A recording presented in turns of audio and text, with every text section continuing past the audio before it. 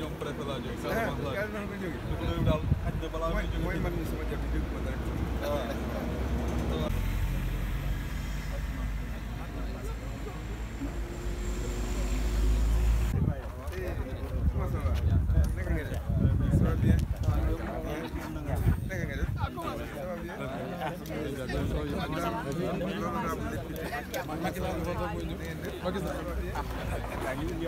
yaa may jëlaat ni ngi def dem neexuñu lan laa leen def xam nga ko waroo ñu def noonu tey doon wax moo wax dara ah ndax la dama doon def village ba te dama leen a teggi nag beneen dëkk dafa amul dëkk moo xoolee ma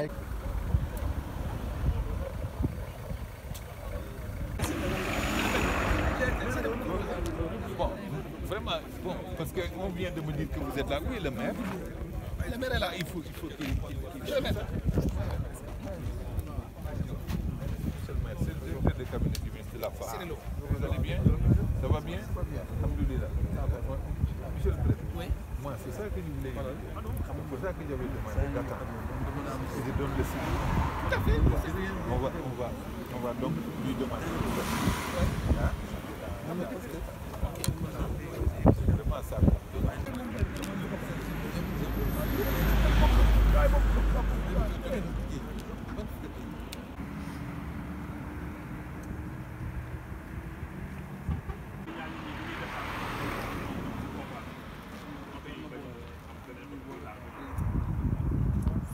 Il y aura les véhicules de la sécurité.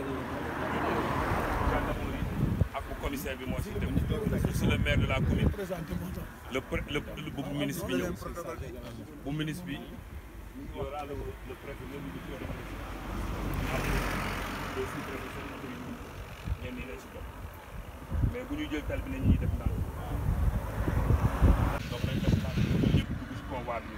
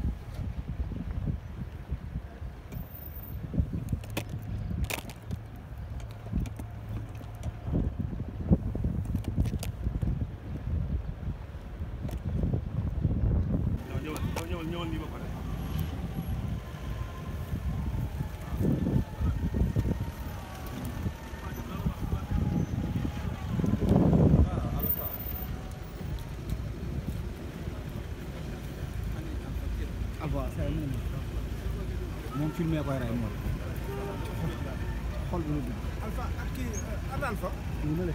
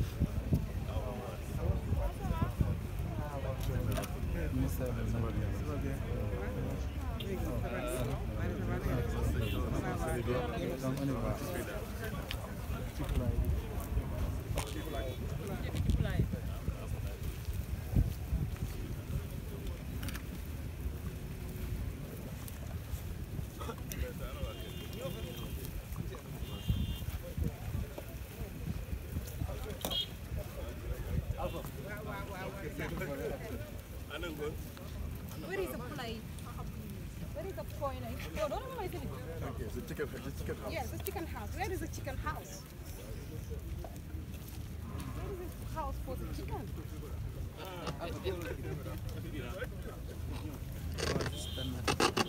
ay waay sa fil gi sa fil bi bind fil waaw da koy débranché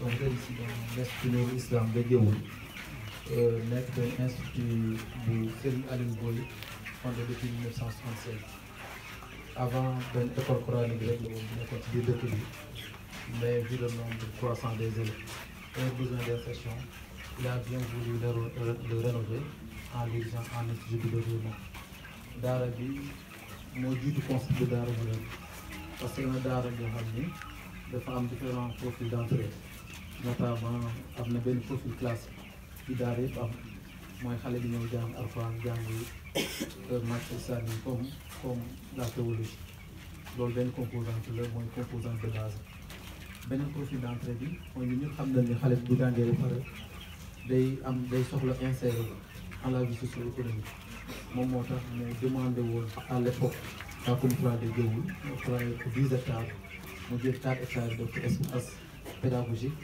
yeneen 6 yi nekk espace agricole si loolu si lañ demee ba développer rapidement et partenariat bi ci mujj ni ñu koy visiter mooy le partenariat qu'on a eu avec le ministère votre ministère le PNUD à travers un projet d'abord le PRP ensuite le PRODES ñoom ñoo ñëw jàppale sëriñ bi équiper ko puits bi benn pompe solaire non enfin mais ñu def benn poulailler de 1000 poussins pondeuses actuellement li ngeen di gis ne bande la du poulet de chair mais de 500 poulets de chair am na beneen commande de 500 pondeuses il est vrai que dafa nañ benn demande de benn bande bu dem ba à terme ñu reprendre la ko su jógee fi dem gis ni toujours dans l'espace agricole am na ay étapes pour des bovins loolu lépp soo jëlee activité yooyu moom mi ci jublu dafay wax ni alxuraan boo ko jàngee ba pare bàyyi ko ci saaku day gaaw il faut que xale bi suñ ko jàngalee alxuraan ñu jàngalaale ko métier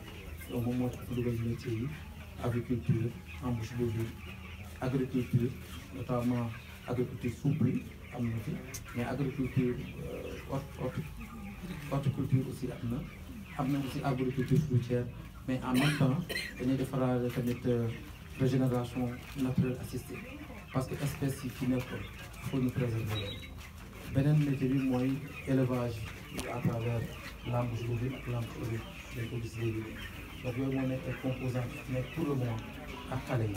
am na benn composante boo war a visiter mooy benn centre de couture confection boo xam ni femme yi nekk ci daara ji ñoo koy nekk di ko liggéey aussi ñoom sax ñuy demandé te dafa leen pose première prière parce que waa PRP on ne cesse de remercier ak PRODES ñoo leen jàppale woon ci centre bi dem nañ développé seen activité ba tey ñoom ñu bëgg faut ñu remercier bu baax madame Awad Sow l'ensemble de ses collaborateurs y compris wàll joojo même yeneen collaborateurs yi ñu àndaloon parce que ñoom ñoo jàppale daara ji ci pour mu mën a développer agriculture bi construction poulailler bi étable yi ak même des volets de renforcement de capacité parce que comme ni ko ñëpp xamee l'entrepreneuriat repose sur deux piliers essentiellement il faut d'abord de la compétence technique managériale mais il faut aussi un accès au financement ñoom ñaari composantes yëpp ak yëpp nañ ci doon jàppale daara yi ils se sont mis en retrait pour bañ a kii pour juste wane ni il y a une appropriation parce que man mii wax ni il est vrai on me présente comme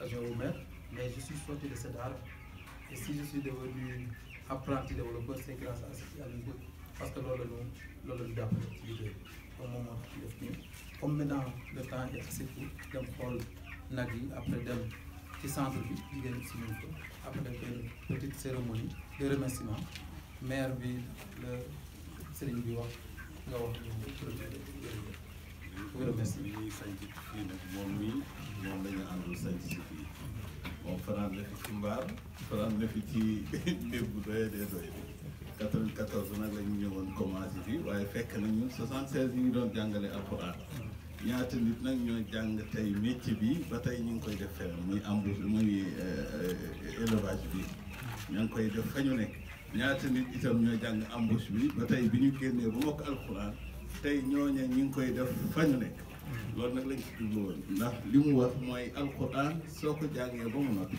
kalaamullahi alqadim al azali maanaam moom waxu yàlla la waaye boo ko jàngee ba mu noppi nga ubbi saaku ëf ko ci boo takkee saaku bi dafay daanoo loolu nag li muy tekki mooy suñu borom jëf la ñu sant mooy ñu jëfe li nekk ci téere bi moo tax sayyidina Muhammad sallallahu alayhi wa sallam daf daan wax naan yàlla na ñu boole ci ñi nga xam ni dañuy jëfe li téere bi wax te bañ a bokk rek ci ñu koy jàng bu ko defee nag jëfe gi nag mooy liggéey bu ànd ak jub tabarakallahu jot gi bariwul waaye loolu mooy mbir mi nag ñu dem seet ki lañu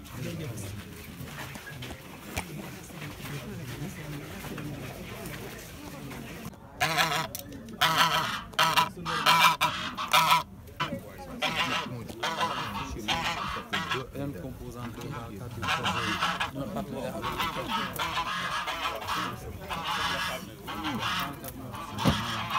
avec le projet, c'est un développement pour 20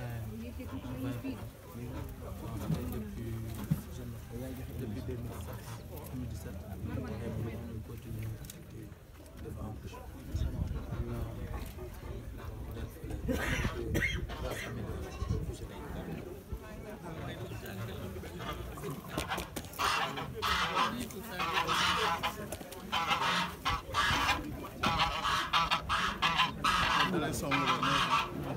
du jóg xamul ndox du jóg nen yee tax du jóg nen nay nenam lay protéger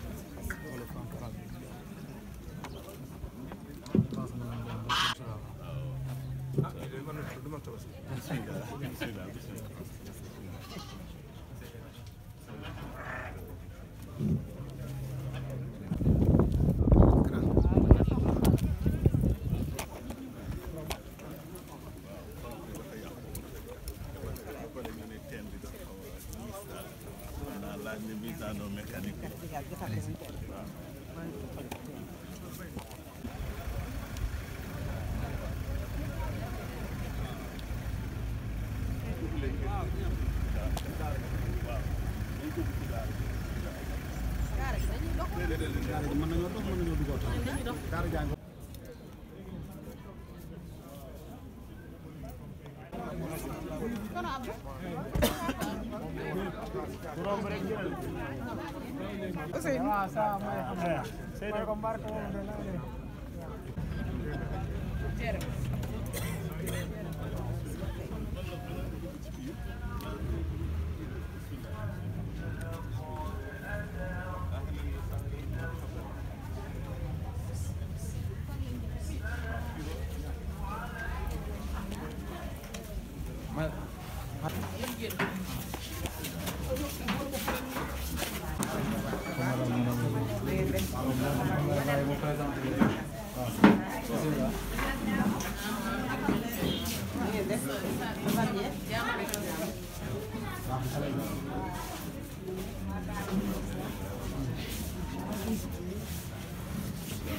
Daara Nour Islam nga xam ne Mariama Sarr moo ñu ko ubbiloo waaye nekk ñu ñëwoon formé ñu yónnee ñu ay formation ñu formé ñu dans 15 jours après ñu bàyyi ñu wut keneen koo xam ne moo ñu nekkal ci loolu lañ nekkoon ñoo fa nekk ñeneen ñi ñëw la ko léegi ñu ñëw ci man ñu koy seetaan ñu ñëw ñoo koy créé suñu bopp jënd suñu wuñ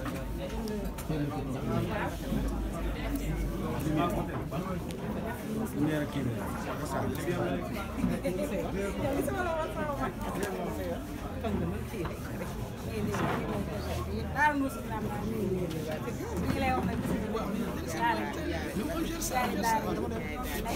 encadre nga xale yu ndaw yi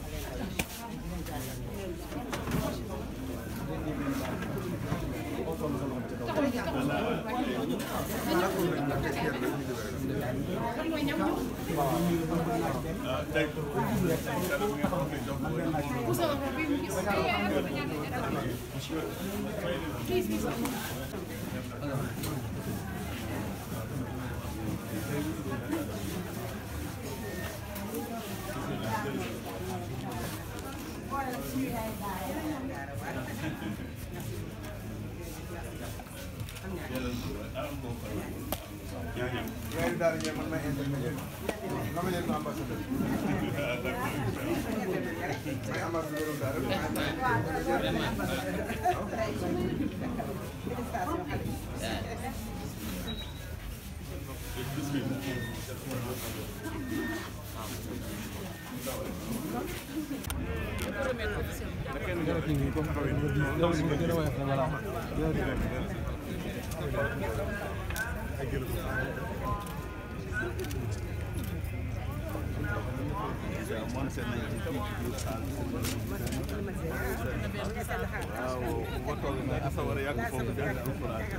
xale yi daan toog ci suuf nag léegi dimbali nga leen ba tey yàlla yàlla kawe taabul baa yaa ngi nii jóg leen noonu ministre bi gis taabul baa yi ñëw topp ñëw gis na ko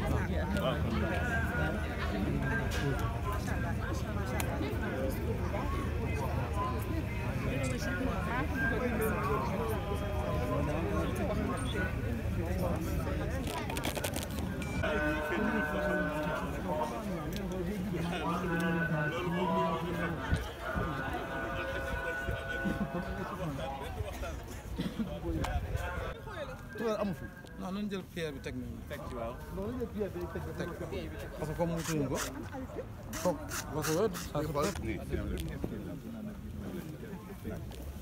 ana abi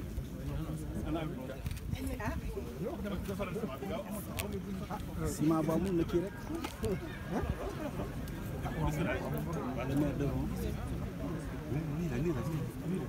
jàkkaarloo nañu jant bi naaj bi li ngeen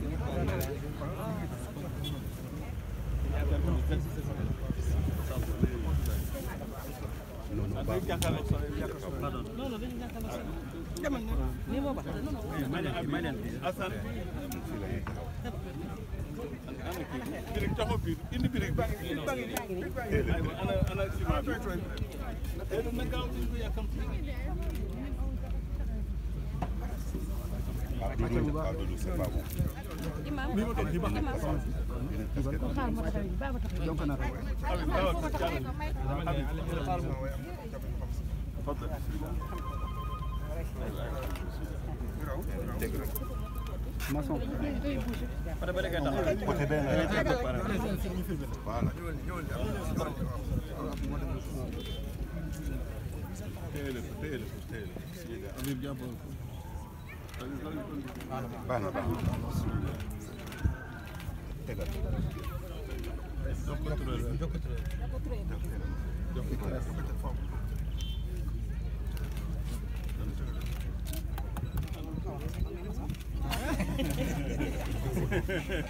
waaw lii de moom.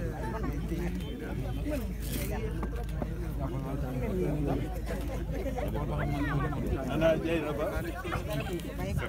ana Dieynaba newul fii Dieynaba bismillah ñëwal fii ñëwal jege bi ay bismillah ñu ñaan faat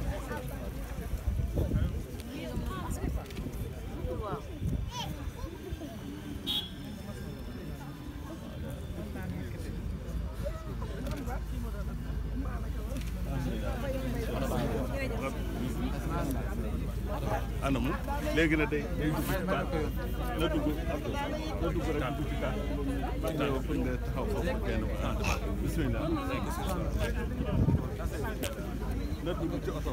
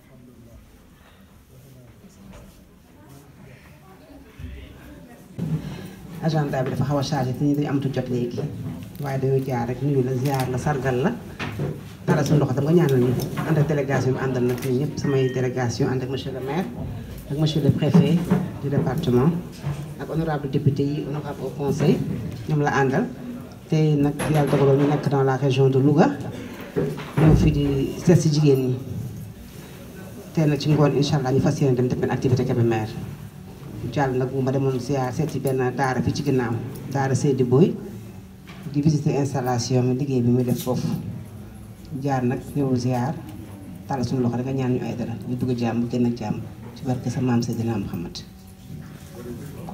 jërëjëf barakallahu ñoo ngi am mbégte ci seen teewaay fii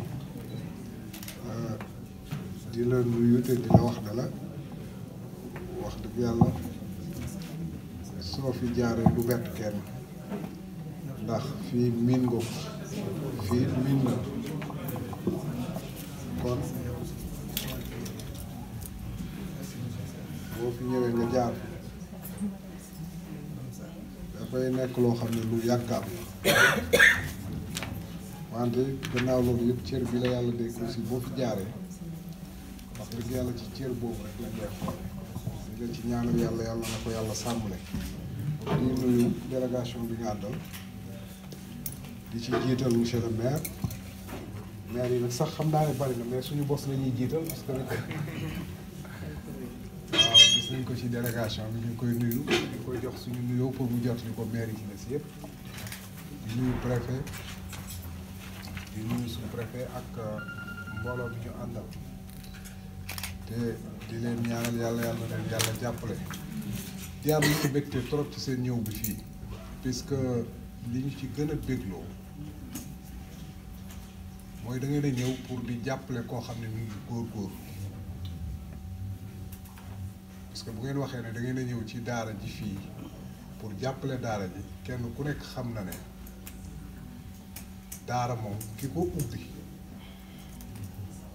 moom lañ koy tuddee walla moom la ñuy wax ne mooy borom daara ji mais daara moom pour jullit yëpp la kon bu ngeen ko jàppale ñun ñëpp ngeen jàppale te Seydi Am bi kenn ku nekk xam na ne wax dëgg yàlla yàgg naa sonn ci daaraam ji yàgg na ci defi pexe pour mu egg fii mu egg kon su ngeen ñëwee di ko jàppale vraiment yaakaar naa ne ñun Goumba yëpp ngeen jàppale ak département bi yëpp loolu wax dëgg yàlla ñun ñoo ngi ciy dégg puisque ñun suñu xalaat ak suñu gis-gis leen rek la ma sa doon mooy jàpp nañ ne ku jàppale benn jullit jàppale nga jullit yëpp te moom wax dëgg yàlla ñu ngi góorgóorlu ndax boo xoolee xale yi fa nekk wax dëgg yàlla buñ dajewul woon foofu mën nañoo nekk ci leneen te it bu boobaa xëy na du gënal seeni waajur du leen gënal yéen autorités yi nga xam ne yéen a war a saytu seeni biir kon wax dëgg yàlla ñoo ngi leen di sant ci li ngeen di def te it nag di leen ñaan ngeen góorgóorlu ba mu egg ci yeneen daara yi te moom it lu ngeen ko gën a mën a yokk ngeen yokk ko ko loolu daal moo doon suñu xalaat ci li ngeen di leen yëkkati di ñaan yàlla leen yàlla jàppale yàlla def jàmm ci réew mi di yaakaar bi nit ñi am ci yéen yi ba tax ñu jiital leen yàlla na ngeen ko mate ko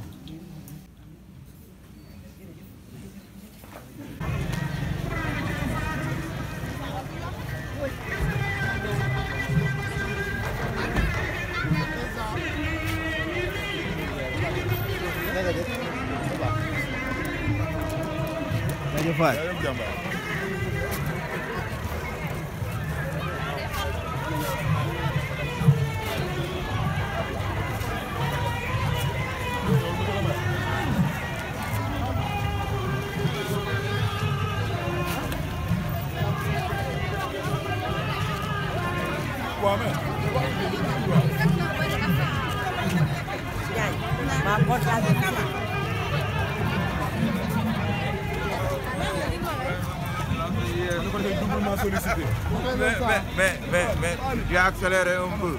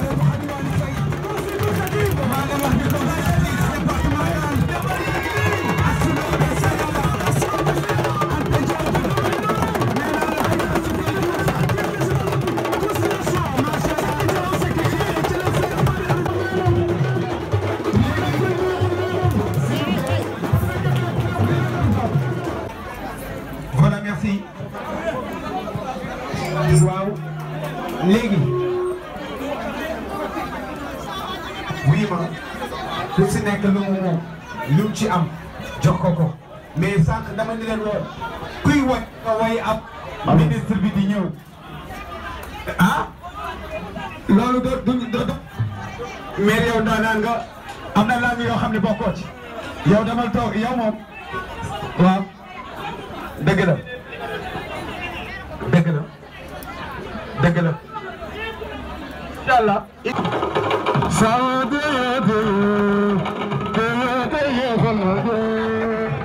voilà merci merci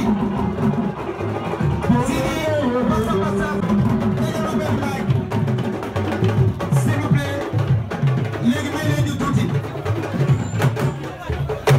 may leen ñu tuuti na ñëpp toog moo tax nii mais il faut ñu comprendre ante suñu biir kenn bañ a mere kenn xam ni benn tuuti borom rek lay tolloo te lu yàgg rek dëgg la waaye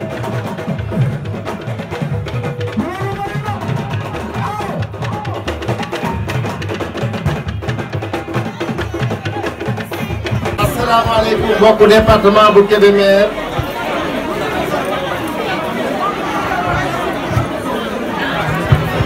Madame le ministre de la Femme, de la Famille, du Genre et de la Protection des Enfants, honorables députés membres du Haut Conseil, honorables députés, honorables membres du Haut Conseil des collectivités territoriales et du Conseil économique, social et environnemental, messieurs les préfets et sous-préfets,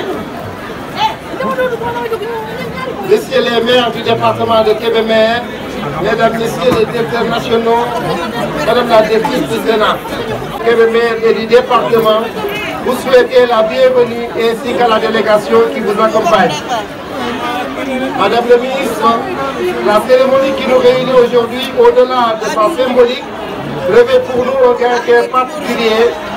En effet, elle offre, comme vous l'avez dit, une tribune de partage et de dialogue direct entre les incarnés et les populations sur les conditions des femmes du département de Kébémer.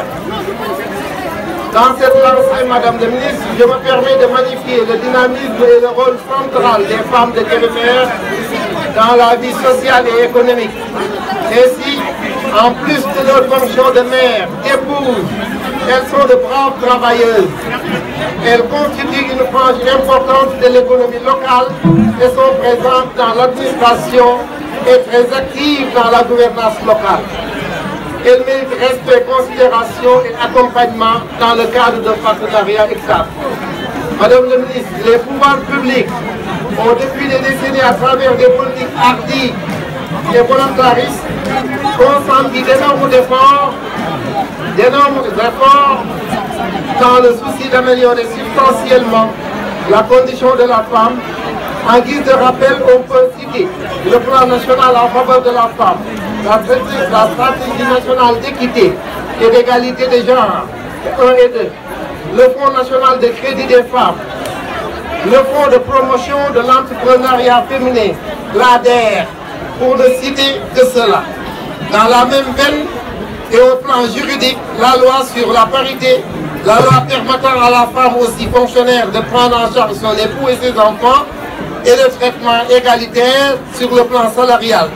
La loi sur la nationalité contribue parmi tant d'autres à rendre à la femme sa dignité d'être humain. Sur un autre plan, la responsabilisation de la femme dans la gestion des allocations de la bourse de sécurité familiale revêt une signification particulière. Et récemment, la loi portant criminalisation du viol, déjà promulguée par le chef de l'État depuis le 10 janvier, constitue encore une avancée significative dans la protection des femmes. L'État aussi, par le PUDC, à travers la dotation en matériel de transformation des produits agricoles, fait des efforts significatifs. Ainsi, dans notre commune et partout dans le département, nous avons reçu déjà 10 machines octroyées à la commune, 7 moulins et 2 presseuses à huile et un torréficateur de café. Pour en assurer une utilisation optimale, rationnelle et équitable, la municipalité a octroyé aux femmes un local opérationnel où toutes les machines sont regroupées dans une complémentarité fonctionnelle. Les groupements bénéficiaires ont bénéficié d'une formation en collaboration avec le CFP et le Fonds de financement professionnel.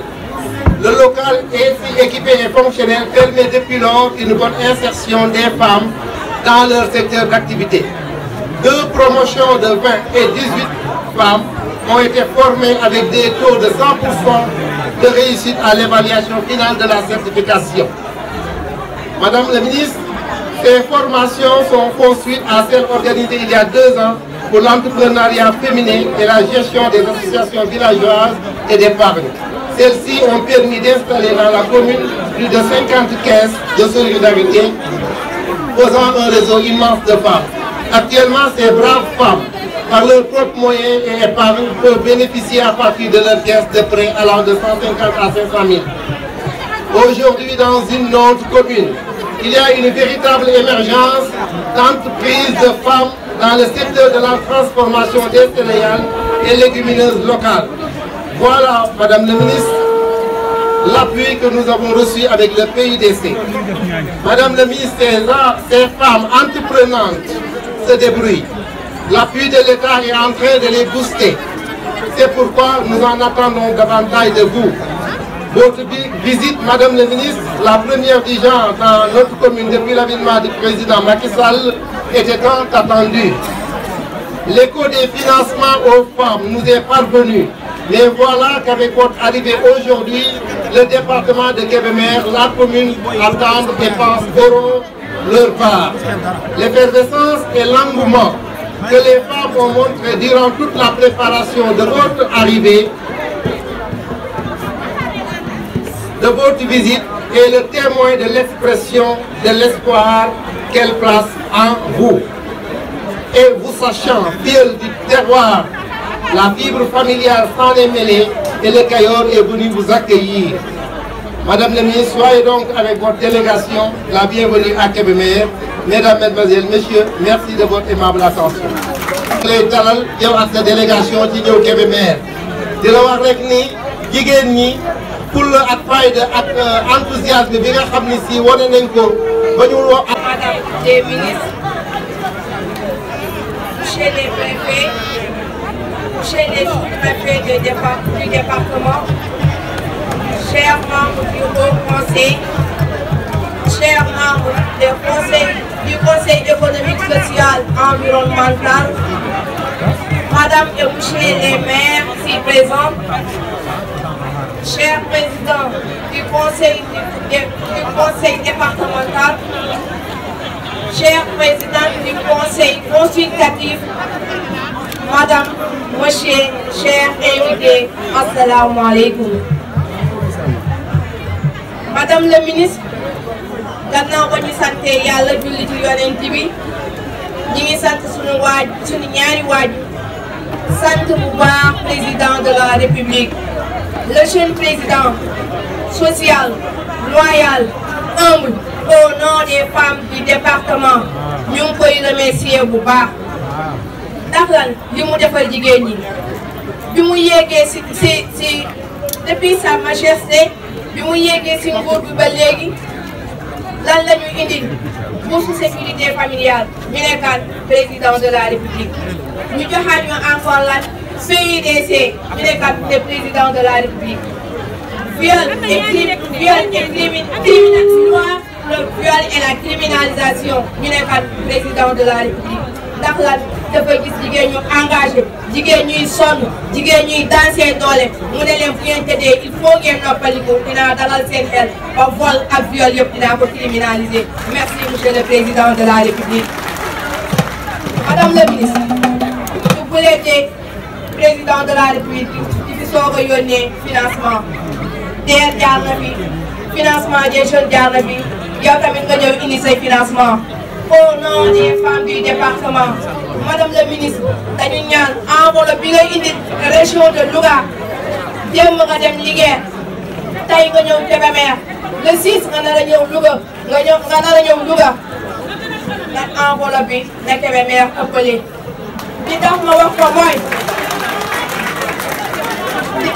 Kébémer na ëppale mooy Kébémer dañ fi am jigéen ñu am jom jigéen ñu am fulla jigéen ñu am fayda jigéen ñi daan seen doole te xaar ñu si kenn dara boo wàcc bu ñu génnee fii nii léegi genn wàllu jigéen ñëpp fee la ñuy taxaw ci tali bi di xaar camion jën ñu yanu seen paan denc ko suba jaay jigéen ñi Kébémer ñooy def loolu.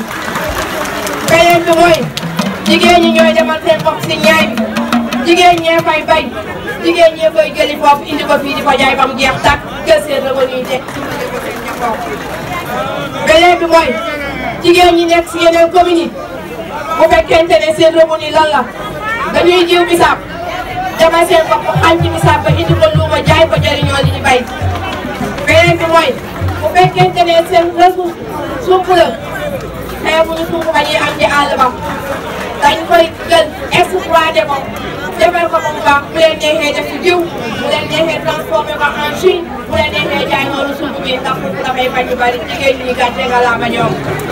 madame la ministre moo tax 19 collectivités territoire 19 collectivités locales yëpp ñu ngi fii muy fan Kaneen Ndoyeen Loro Samyabal Kapagay Badiane Thiep Kébémer Ndande ñoom ñëpp ñu ngi fii 19 collectivités locales avec leur maire qui leur accompagne nuit et jour gàcce nga laa ma maire yooyu ak jigéen ñoo ci kii loolu moo tax madame le ministre ñu lay ñaan Kébémer da ëppale enveloppe ci financement yi je vous remercie.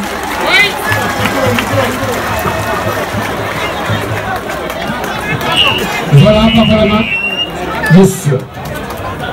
Merci. Honorable député.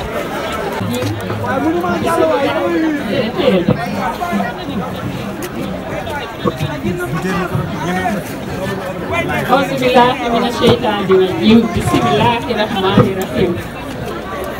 Assalamu alaikum mbooloo mi fi teew yëpp maa ngi jël sama nuyoo di ci jiital madame le ministre Ndeye Saly Diop Dieng di ci teg sama collègue yi député teg ci les membres du Haut Conseil maa ngi saluer aussi le maire de la ville de Kébémer Amadou Lamine Thiam di nuyu tamit ministre conseiller yi nga xam ni ñoom ñoo fi teew di ci teg suñu autorité administrative yi nga xam ni ñoom la ñu àndal ci suba ba léegi di nuyuwaat suñu mbokku jigéen ñi bokk ci conseil consultatif te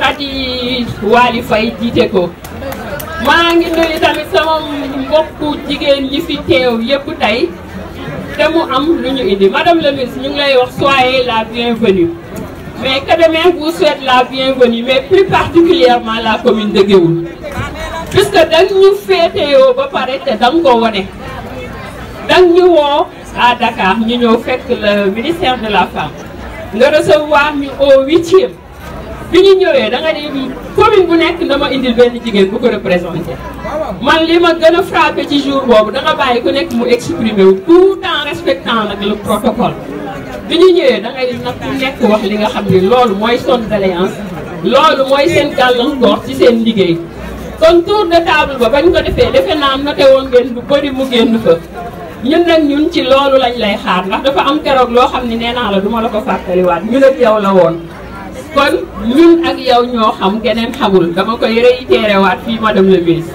am na loo xam ne ñun ñoo ko seetlu ñeneen ñi xëy na xamuñu ko dama koy réitéré waat parce que comme ni ko enseignants yi di waxee parfois dañuy wax que ni la répétition elle est pédagogique madame le ministre ñun nag sañ nañoo jël kàddu fii ci suñu moromu nawle jigéen ñi nekk Kébémer puisque gis nañ ni ñu am jom rek ñoo fi nekk bi ñu ñëwee soo fi doon seet amul kenn ku fi yëngatuwul ci benn activité xëy na doole bu néew moom moo tax parfois ñuy am ay gàllankoor yoo xam ni mi ngi tax suñu rentabilité liggéey yi di nekk yoo xam ni c'est peu productif léegi nag ñun loolu dañ la ciy woo di la wax ni ñun bëgg nañ nga renforcer entrepreneuriat bi nga xam ni moom la jigéen ñi Kébémer yi di jéem ak industrie yi nga xam ne ñu ngi fii ci Kébémer te parfois ñuy am ay difficultés pour continuer ñun nag ñun mënuñoo wax tey ba pare te waxuñu monsieur le maire Khalifa Dia moom mi nga xam ne fu mu toll mi ngi gunge jigéenu Géoul di jël xaalisam gi ñu ko defal ci banque yi pour ñuy liggéey kon kooku ñun amuñu lu dul jaajëfal ko gën a retrousser les manches pour satisfaire ko ci li nga xam moom mooy développement local. ñu ngi inscrire nag ci siège boobu di ko wax ni moom ñëppluwul ci ñun dara kon nag ñun tam duñ ko bañal dara jàppale nañu ci biir jàppale nañu ci biti te yàlla def na yéen ñaar am ngeen benn histoire boo xam ne yéen ñaar yéen a ko passé ndoo ensemble te à chaque fois que l'occasion se présente di ngeen ko relater ci kanamu ñëpp kon nag ñun loolu suñu fierté la madame le ministre ñu daal dañuy daaneel suñu kàddu ci di la wax ni nous sommes ouvertes nous les femmes du département de Kébémer mais plus particulièrement les femmes de Géoul puisque dafa am loo xam ni wan nga ñu ko kon ñun ñeme nañ la ndax nekk nañu ak yow ci ay institutions ñoo bokkoon au conseil nga bokk ci bureau ba defoo fa ay quelques mois yàlla def xéewal ñu woole jox le ministère de la femme nga def ci sa lépp nag keroog bi ñuy promulguer loi bi au niveau de la présidence Macky Sall di ko jiite da nga ñëw ak sa délégation wax loo xam ne ñun tax na suñu xel dal na puisque loi bi ñun ñëpp ñu ngi doon discuter mais dañ doon wax que la loi elle est lourde dafa diis biñ la ko waxee da nga di daal li ngeen war a def mooy communication bu doy information bu doy éduquer s'il le faut affaire bi mën na jàll ñun nag ñun tam ñu ngi lay wax ni ñu ngi ci sa gannaaw di wax ni loo joxañ luñ ci mën dinañ ci def suñu kéemtalaay kàttan mais nag bëgg lépp nekk suqaliku ba nga xam ne ku nekk autonomisation de la femme bi ñuy wax dina mën a nekk ci ñun ñi ñëpp ba ku nekk am sa entreprise bu bopp di liggéey am sa indépendance financière mën a faj say soxla madame le ministre ñu ngi lay remercier di la wax di la jox nga ñu sa temps jox nga ñu sa xam-xam jox nga ñu sa alal mais yàlla bi nga xam ne daal moom mooy may ay ndombo tànk boo jógee ci lii daal yàlla na la yokk ba ñun jigéen bi ñu yëg ko je vous remercie. jërëjëf Dieynaba honorable au conseil. Au niveau du Sénégal, l'entrepreneuriat des femmes et des jeunes filles demande d'élevage, de pêche, d'artisanat et de commerce. Il est noté quelques initiatives locales constituées de fermes intégrées communautaires, d'entreprises agricoles individuelles, d'unités de transformation de produits céréaliers et fruitiers. On peut citer entre autres l'unité de transformation de fruits et légumes du GIE Yassine Bougou, les unités de transformation des céréales du GIE Québec, l'unité des femmes transformatrices de Kankala, du GIE Bokidon de Mbadian, les femmes de Massa Diop à Sénégal. L'accès au crédit constitue un véritable obstacle. Sur le plan des droits humains, l'avènement de la maison de la femme de Kébémer à travers la boutique de droit participera efficacement à la lutte contre les violences faites aux femmes. Madame le ministre de la Famille, cette visite constitue pour nous une réelle opportunité pour porter à votre connaissance nos préoccupations essentielles et fondons un espoir immense dans le responsable.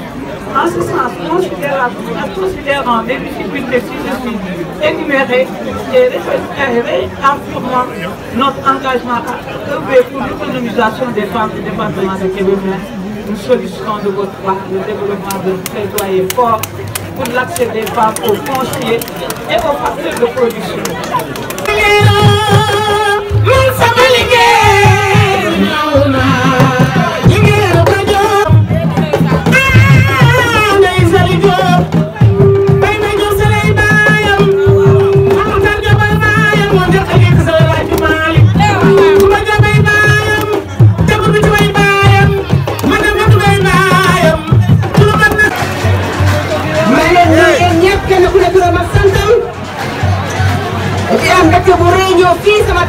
département de Kébémer seet si jigéen ñi ma leen nuyu bu baax di leen félicité di leen encouragé di indi nuyoo son excellence le président Macky Sall di indi nuyoo gouvernement Sénégal di nuyu jigéen ñëpp di leen sargal monsieur le préfet maa leen nuyu monsieur le sous-préfet maa leen nuyu bu baax di leen remercier seen accompagnement di nuyu monsieur le maire de la commune de Kébémer mon frère Lamine Thiam maa leen defal nuyu maa leen defal nuyu bu baax di la nuyu di la remercier sa accompagnement di la féliciter di la encourager di nuyu mon frère et ami monsieur le président du conseil d'administration de la Sénélec monsieur le maire de la commune de Géoul mon ami mon frère Serigne Mbaye Dia di nuyu le président du conseil départemental du département de Kébémer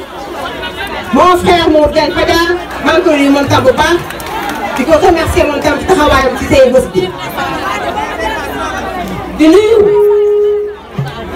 monsieur Ousmane Cissé mon frère ci taxawaay bi ak ci jàppale bi mon frère maa leen nuyu baax di la remercier di la sant sama tur ak turu jigéenu Kébémer yëpp maa leen nuyu baax di la remercier encore une fois ci taxawaay di nuyu sama doom Cheikh Etienne Seck maa ngi koy nuyu bu baax moom tam di ko remercier ci mobilisation bi di ko nuyu moom tam bu baax borom nguraan di ko sant di ko gërëm bu baax a baax sama doom la waaye sama jarba di nuyu honorable député yi fi teew di ko jukki nag honorable député Khady Diallo maa leen nuyu baax honorable di la remercier taxawaay bi remercier accompagnement bi di la remercier aussi taxaw fii si jigéenu Kébémer maa leen nuyu baax di la sargal di la ziar di nuyu honorable Diène Bassal au conseil des collectivités territoriales moom tam maa ngi ko nuyu baax di ko remercier bu baax di ko sant di ko gërëm di ko remercier une fois. di nuyu nag mon frère de Darou Moussi Serigne Djili sama Serigne maa ngi koy nuyu moom tam bu baax di kontaan ci moom di ko remercier ci mobilisation bi. c'est mon jeune frère maa ngi koy nuyu moom tam di ko sargal di ko remercier ci taxawaayam di ko wax ne sama xarit nga Serigne Djili mais sant bu baax di la gërëm di nuyu sama doom sama goro Assane Mbaye maa ngi nuyu ba Assane di la remercier tam ci taxawaay rafetlu tam organisation bi ak tey bi nga tey suba ba léegi di remercier ma sœur sama njëkkee di kenn ci man muy Anta Diop maa ngi leen nuyu Anta bu baax di la remercier tam bu baax. di nuyu sama doom Aïssatou Lo di ko nuyu moom tam madame la présidente bu baax di la remercier sa taxawaay di la sargal itam di la ziar di nuyu sama jëkkër nag mon frère Sangone Sall maa ngi koy anam escalier maa ngi koy nuyu bu baax moom tamit commune Sagata sama borom kër la waaye sama frère la maa ngi nuyu Sangone bu baax moom tam ñëwoon na sànq di nuyu mon frère Abdou Karim Fall de la Diaspora moom tam maa ngi koy nuyu moom tam taxawaay te Bousso ba tey noppalikuwul waaye beneen nuyoon na sëñ Bousso bee Bousso bu baax moom tam sëñ Bousso bee maa ngi koy remercier fii ci département de Kébémer parce que bi ñu commencé tourner ba léegi noppalikuwul toogul tëddul nelawal sëñ Bousso maa ngi lay nuyu bu baax di la sant di la ziar di nuyu nag tous les maires du département de Kébémer su ma limee damay juum waaye xam ne ne nuyoo bi teg naa ko ci monsieur le maire de la commune de Kébémer mu séddale ma ko. teg ko pour président conseil départemental bi ñu tëddal ma ko teg ko aussi ci monsieur le maire Sëñ Mbaye Dia mu nuyu ma maire yi nga xam ne nekk ci département de Kébémer di nuyu nag sama borom sama waa kër famille Coumba Mbor Sall mënumaa ñëw tey fii ci Kébémer tuuma Adja Coumba Mbor Sall parce que mënoo sama lépp fii ci Kébémer man tam maa ngi ko ñaan yàlla yokk leeral ko mu tëdd dafa tey nag di nuyu waa conseil économique et social environnemental ak Oumou Ba moom tam maa ngi ko nuyu baax gisuma ko woon maa ngi ko remercier di ko sant taxawaay bu baax a baax joxe tey nag da nga ñëw fii ci département de Kébémer seet si jigéen ñi di leen nuyu bu baax di leen féliciter encore une fois di leen encourager seen taxawaay seen liggéey yaakaar naa bu ñëwee liggéey rek jigéen département Kébémer desuñu ginnaaw waaye loolu nag yaakaar naa ne jigéenu Sénégal yëpp noonu la ñu mel waaye particulièrement nag jigéen ñi nga xam ne dañoo sonn nangoo liggéey. Son Excellence le président Macky Sall xam loolu jël jigéen ñi placé ko au cœur de son programme de développement le plan Sénégal émergent mu teg le développement du capital humain dans son axe 2 teg au cœur du programme de développement la promotion de la femme waaye nag mu ne mandaam 2019 2024 naan ko jagleel jigéenu Sénégal ak jeunes yi loolu moo wane fonk président bi fonk jigéen ñi gëm askanam parce que boo nee jigéen rek wax nga Sénégal boo nee jigéen wax nga famille yi waaye boo nee jigéen wax nga tamit jëkkër yi boo nee jigéen wax nga doom ñu leen di encouragé di leen félicité sama tur comme ko seen sant waaye président de la République moom tamit sargal na jigéen ñi bu baax jox na seen cër jàppale na leen defe naa suñu toogee di lim projets et programmes yi nga xam ne bu destiné aux femmes di fi jógee am na ko lim sax soxla ma ci dellu si waat parce que yaakaar naa ci plan Sénégal émergent jigéen ñi am nañ ci wàllu bu rëy yaakaar naa son excellence président Macky Sall ci liggéeyam ak taxawaayam Sénégal kenn napp de bloqué toutes les politiques publiques dafa nañ ko wàccee nañ dem fekk fu askan bi nekk fu ñu toogee ak seen jafe-jafe jëm ko nemmeeku indi suñu contribution ci loolu. moo tey ma def une tournée économique dans le nord du Sénégal commencé ko département de Saint-Louis jëm département Dagana dem Ranérou dem Podor dem Linguère dem Kanel dem Matam tey ma ñëw fii département de Kébémer sama département seet si jigéen ñi kon maa ngi sant bu baax di leen gërëm di leen remercier encore une fois sur la belle mobilisation di leen sant di leen gërëm bu baax ci toogaay bi ngeen toog suba ba léegi kenn bougé wul kon maa ngi sant bu baax di gërëm bu baax parce que indi ay financement nag pour jox ko jigéen ñi financement yi bu ñu koy wax léegi jigéen ñi yaakaar naa il faut qu'on tourne la page ci li fa doon am bu njëkk ba dañoo bëgg a jigéen dem vers l'entrepreneuriat des femmes jigéen ñi ñu xam ne fu ñu nekk ay jigéen dëgg dañu war a am ay entreprise di liggéey ñu bañ a contenté wu ci financement yi ndaw ñu leen doon jox ay 200 000 ak 500 000 ngeen lekk ko fekk seen ay soxla seen biir kër dañoo bëgg ngeen dem vers l'entrepreneuriat c'est cela la vision de son excellence président Macky Sall dafa bëgg ngeen liggéey dafa ne nga may ma jën jàngal ma nappee ma ko gën foofu la président jëm ak jigéenu Sénégal financement yi nag tey cette fois-ci dañoo bëgg ñu am initiative ñi nga xam ne ay projet di ci liggéey ñi xam ne seen projet dafa sooxe jàppale leen renforcer leen pour projet nekk ay projet yu dëgër ñu gis seen bopp ci boor liggéey mu créer ay ressources même créer emploi pour fi nga xam ne foofu ngeen nekk di fi yëngu kon ñu sant bu baax di gërëm bu baax di remercier toute la délégation qui m'accompagne di remercier parce que je termine je reviens le 6 maa ngi nuyu ñi ma àndal ñëpp di leen remercier bu baax di leen sant su ma nuyoo Adja Mbaye bi Niakhassa au conseil des collectivités territoriales nuyu naa madame Ba moom tam directrice de l'organisation des femmes de mon département di nuyu Kankou Thiam Fonds Crédit Femmes su ma leen nuyoo nuyu naa ñëpp bàyyi ma kenn di nuyu tous les partenaires et toutes les institutions de mon département nga xam ne ils ont intervenu fii ci département de Kébémer ce matin on a été fële tey jii ci daara bi demoon sànq suba joxe fa ay financement jàppale daara ji parce que loolu mooy action loolu mooy solidarité loolu mooy social dañu bëgg képp koo xam ne da nga yëngu dara jàppale la pour nga mën a nekk am sa li nga doon liggéey nga mën ci gis sa bopp ci biir di faral nuyu aussi madame la maire maanaam bind naa ko waaye dama ko xaw a tudd madame la maire maa leen nuyu baax sama sœur Binta Kébé moom tam maa ngi koy nuyu baax di kontaan ci moom di ko ziar di nuyu sama sœur yi damay nuyu Adja Maane Mbour Adja Fatou Kopa Mbaye di nuyu ñëpp nuyu la man nuyu sama baay Jaaje di nuyu ñëpp kon maa ngi kontaan bu baax di remercier bu baax.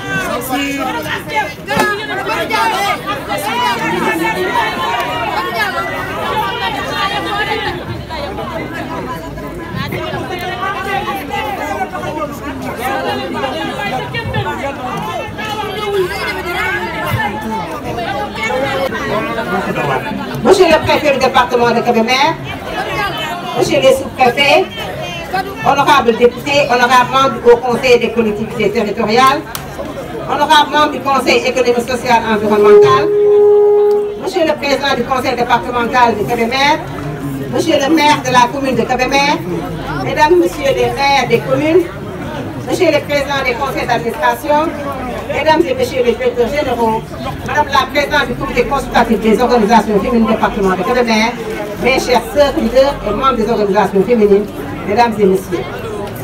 Samedi 1er février 2020 est à la deuxième journée de la propreté que le chef de l'État a instituée dans le cadre de son programme Sénégal zéro déchet en vue d'inciter les citoyens et les citoyennes à plus de propreté, d'hygiène et donc de santé.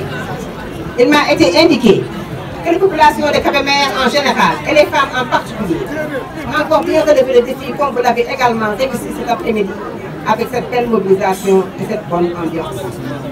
Je voudrais vous en féliciter et vous remercier très sincèrement de l'accueil chaleureux qui m'a été réservé avec ma délégation. Cela présage d'une rencontre riche et porteuse d'excellentes perspectives sur le chemin de l'autonomisation des femmes et des filles dans le département comme prescrit dans le plan Sénégal émergent. C'est pour moi le lieu de féliciter la présidente du comité consultatif pour la brillante prestation du mémorandum issu des consultations à la base et de magnifier la présence des femmes et de toutes les communes du département. Évidemment, je comprends bien que cette belle mobilisation traduit encore une fois de plus votre adhésion à la politique de développement économique et social définie par son Excellence M. Macky Sall, le président de la République. Je sais aussi que dans ce processus, vous avez bénéficié du soutien des autorités, des élus et des responsables qui démontrent à travers cet engagement leur attachement au terroir et à la qualité de leurs relations avec les populations. Je voudrais donc à ce titre remercier le président du conseil départemental et le maire de la commune de Kébémer pour les généreux messages de bienvenue qu'ils ont bien voulu prononcer à mon endroit, au mon nom propre et au nom des maires et des élus de la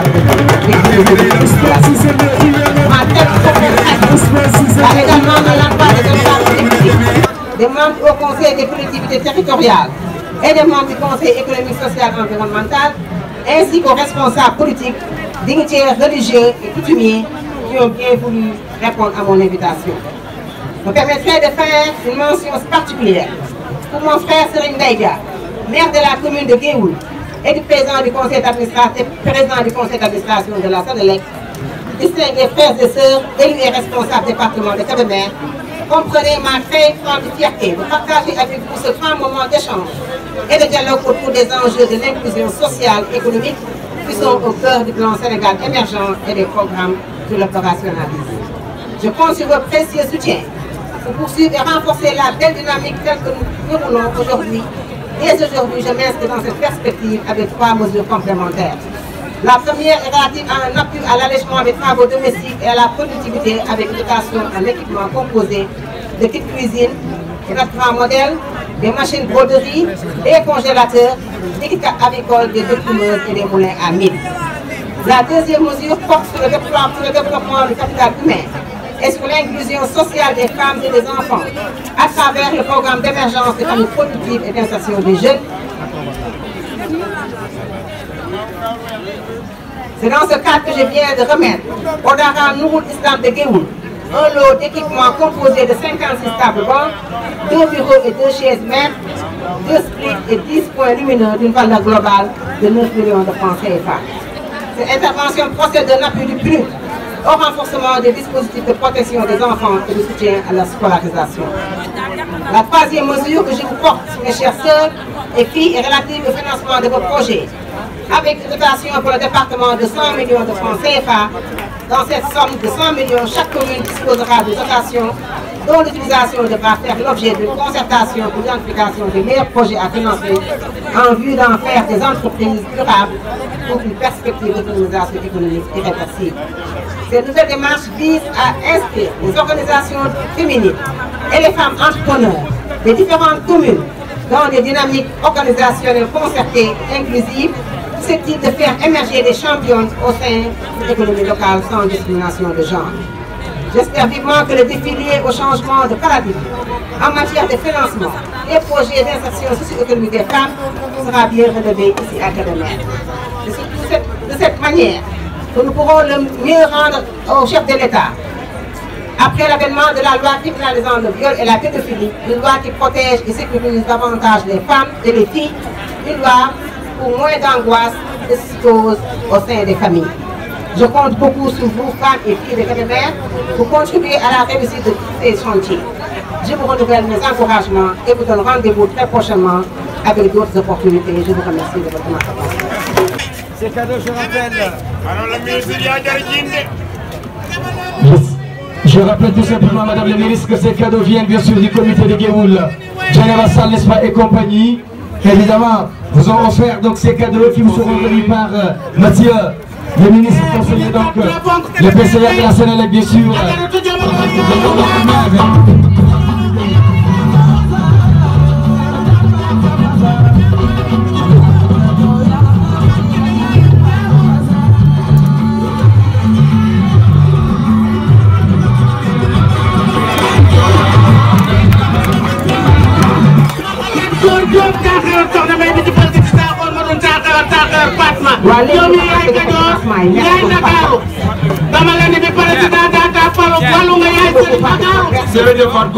Anta Ndiaye. Et le où Diokoul Diawlin. Si le maire de Diokoul Diawlin est là, le maire de Diokoul Diawlin mu ñëw jël ko. Monsieur 3 millions pour la commune de Bandiagne de monsieur Hassan Seck, merci. Commune de Badiane. Ngoma Badiane. Enveloppe de 3 millions en Ngoma Badiane. Commune Badiane, Ngoma Badiane. Enveloppe de 3 millions de francs. Ndoyen. Waa Ndoyen ndax ñu ngi fi. Oui, le maire. Ndoyen Khoudia Ndoye. Enveloppe de 3 millions. Khoudia Ndoye avec le maire Modou Ndoye. Le maire Modou Ndoye. Ndoyen. Ndoyen. Une enveloppe de 3 millions. Karen Diop nañ préparé wu Karen Diop. Karen Diop anu mu. Diokoul. Ana Karen Diop. jokkul jëwriñ moo nekk nii. Dior Ndiaye enveloppe de 3 millions. keneen ndax ñu ngi fi. keneen Diop ana. keneen Diop. keneen maire Ndoumbé moom. keneen Diop Adja Ndoumbé Mbuub. Adja Ndoumbé Mbuub si. Adja Ndoumbé Mbuub ndax mi ngi fi. Ngoma Badiane ana Ngoma Badiane. defal naa. keneen Diop madame. keneen Diop. merci. Ndoumbé Mbuub. enveloppe de 3 millions jërëjëf. Ngoma Badiane ana mu. dem na. Loro Maymouna Diaw ana Loro. Loro. ñu war a jël enveloppe bi nañu wàcc. Loro Maymouna Diaw. Loro Maymouna Diaw Touba Mérina. ana Loro. voilà Loro. Loro 3 millions. yow fan la. voilà.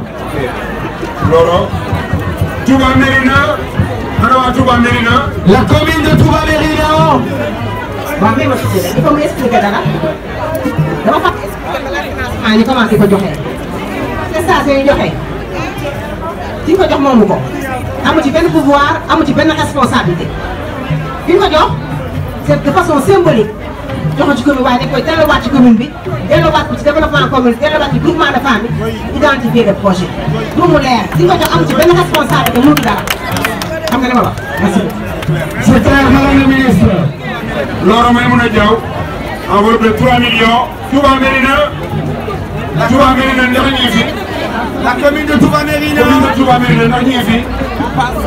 Sam Yabal. commune de fan la Touba Mérina. Sam Yabal. C'est le maire. Sam Yabal avec madame le ministre. Sam Yabal. enveloppe de 3 millions.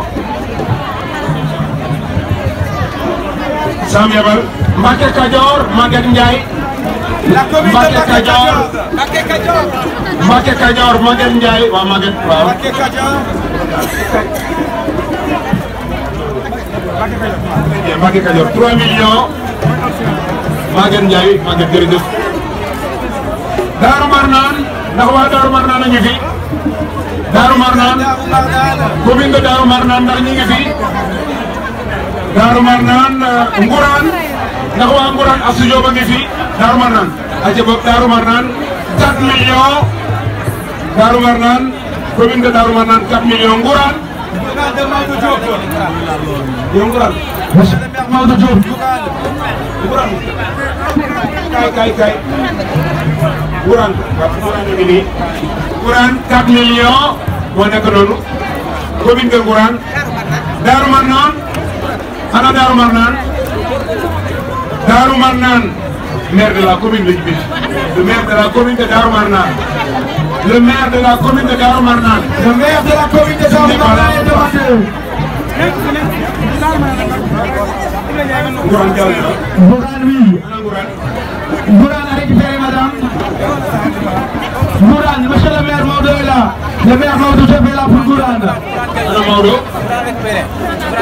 Monsieur le maire est là. Doucement.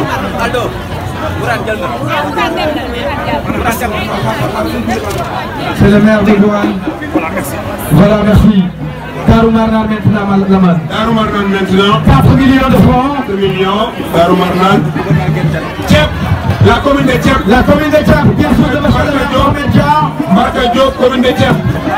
Mbarka Diop est demandé. 5 millions. Mbarka Diop, commune de Thiep.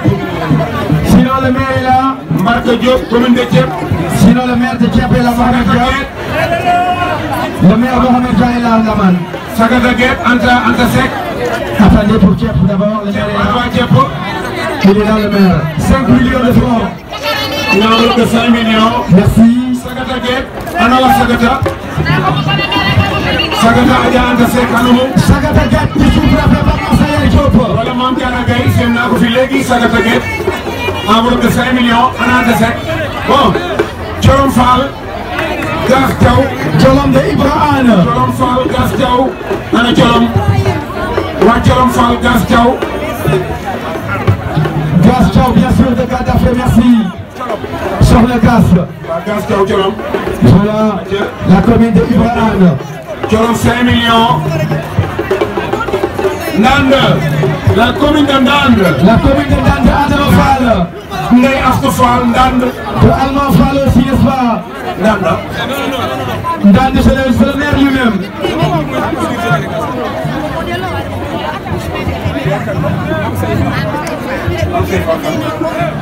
On demande au préfet de venir prendre, parce qu'il y a des problèmes ici, on demande au préfet de venir prendre le financement de l'âne.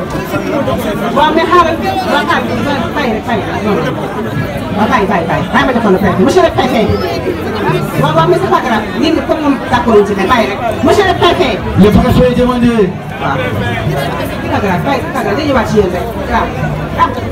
Voilà pour le financement donc de la commune de Ndande. 5 millions de francs.